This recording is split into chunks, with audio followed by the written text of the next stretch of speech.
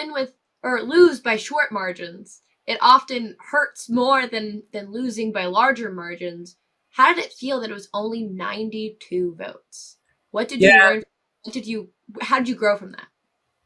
yeah, I think it was disappointing, especially because there were only one or two parts of the district that we didn't campaign really hard in, and that was because this one guy in particular was like, I got you, don't worry about it, you don't need to spend your time here." And little did I know that like he had been bought off by my opponent. And just you try to think about what's that little more that I could have done, and people like, "Oh, if we just put more money into your campaign." And I'm like, you know what, it wouldn't have been more money. Like if I had one more staffer, because I only have one full-time staffer, I had one more person to help. Or, if some of these other people really would just believe that I had a chance, then we could have done that. So yeah, it's tough, but you know what? There were 25,550 votes cast.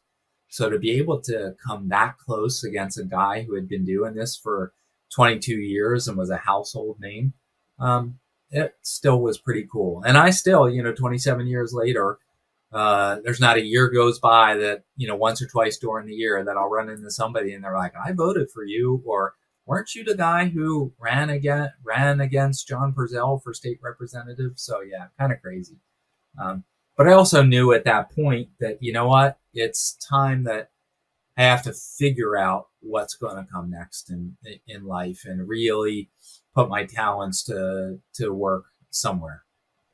This has been a clip of the Born to Be a Scout podcast. To catch the rest of this episode and any other episode or post, follow us on YouTube, Facebook, and Instagram at Born to Be a Scout podcast, or look out for full episodes on YouTube, Spotify, and Apple Podcasts.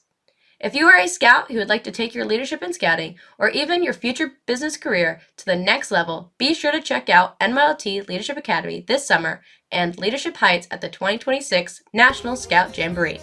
In the meantime, be sure to lead your own adventure.